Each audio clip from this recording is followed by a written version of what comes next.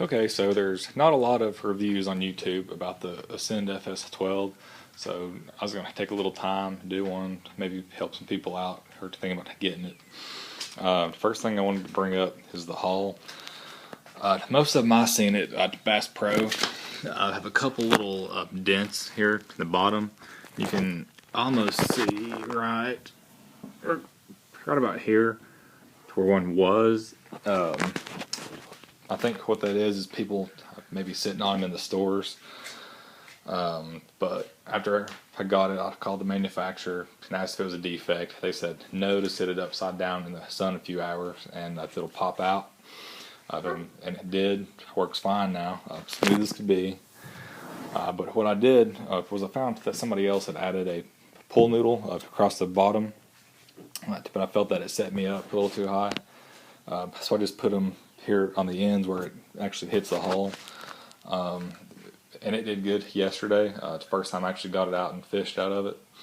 It doesn't like sit me up real high. I still feel stable in it. So that's the first thing I wanted to bring up. It does track well. It's got a very deep V-hull to it. But I'll start at the front, work my way back. First thing you got are the carry handle. It's a very sturdy feeling, very heavy duty feel to it. You got the deck bungee, pretty good. You can probably put a lot of equipment on here. Once you undo it from the sides, a lot more play in it. Let's see. Under the front hatch, you got plenty of storage here. The hatch is actually attached by these little carabiners, so you can remove it if you wanted to. And inside here, I have my battery for my fish finder. 12-volt battery. It's in a waterproof container. It's actually for those game cameras that you set up in the woods, but it works good because it has this one little plug here. So all I did was I started the female end up onto the power of the fish finder, and drill the hole slightly larger, and just wiggle it through. I can go underneath, plug it up, works fine.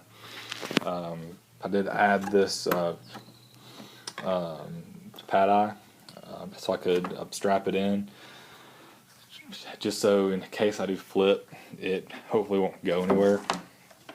Let me put this back in.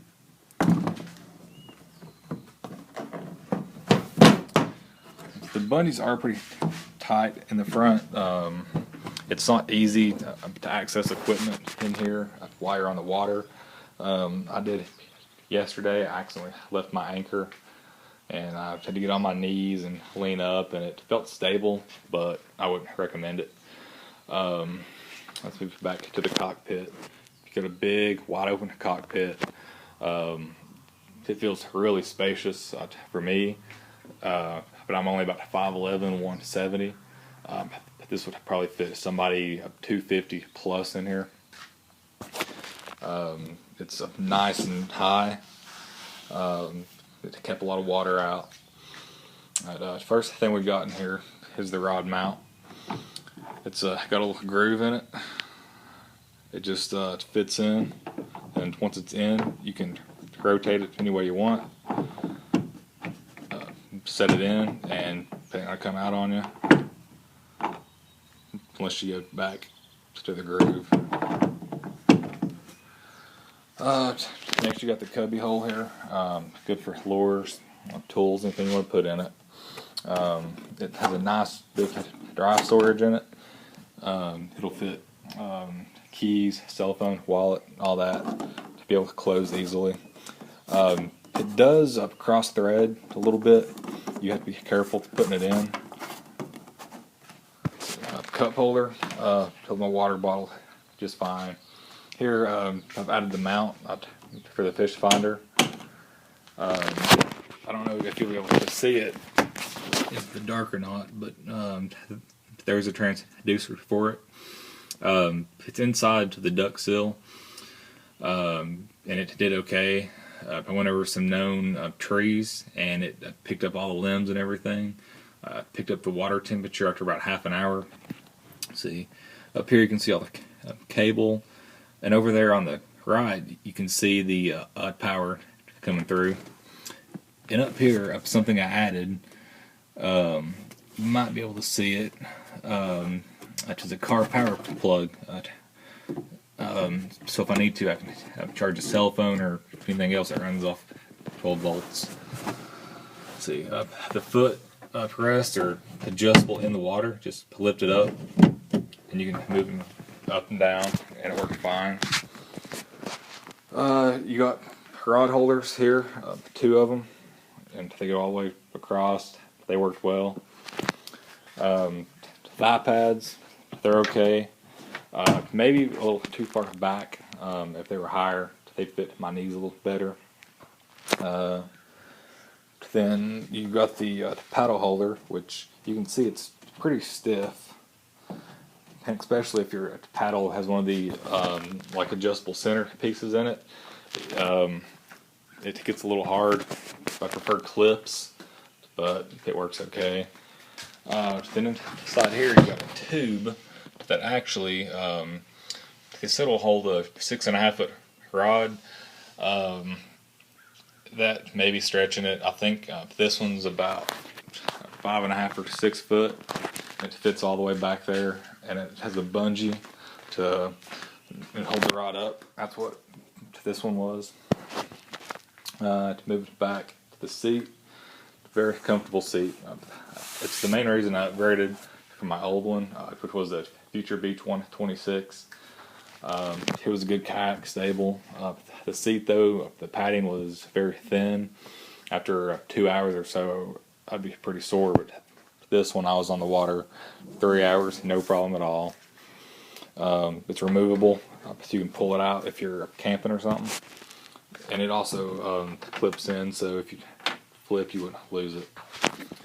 Behind the seat, a lot of storage. I was able to get a bag full of water bottles and food. You know, it'll fit a lot of stuff back there.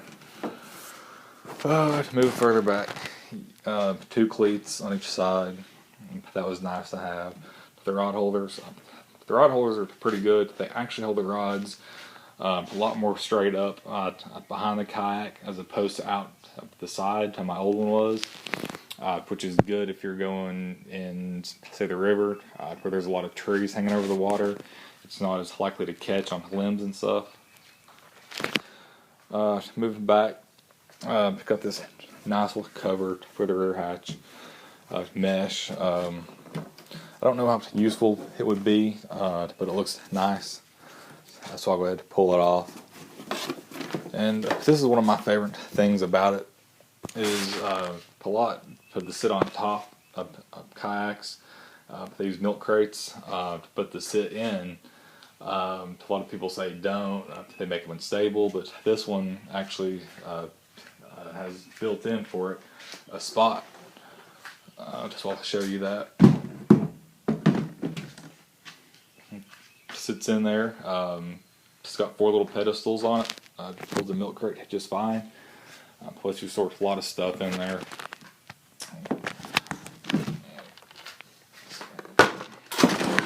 It also is a cutout for a 5-gallon bucket. I'll show you that. And that would be good for bait fish or maybe a live well if you wanted to. But that's there if you need it. And it also has a spot for a 12-volt battery here, which I'm not sure what kind of battery. It didn't say, but it said battery cutout.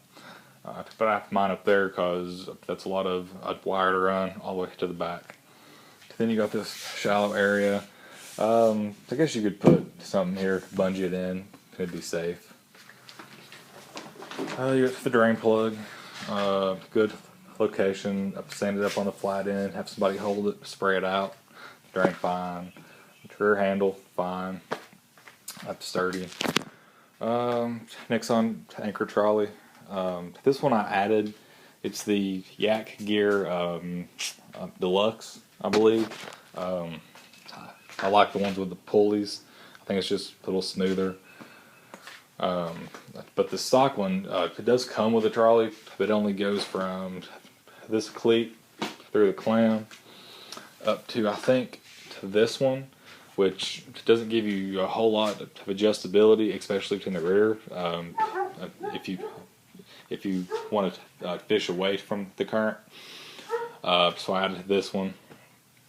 I think that's about all. This works well, and it also comes with a 3-pound anchor, but it's a claw type, and in the river, mine got stuck several times, so I'm probably going to go to a dumbbell, to just try to prevent that. But I guess that's all. It's stable. I was able to stand up in it and cast. You gotta have a little bit of balance, but it works fine. So if anybody has any questions, feel free to post stuff on YouTube and I'll try to answer them. Thanks.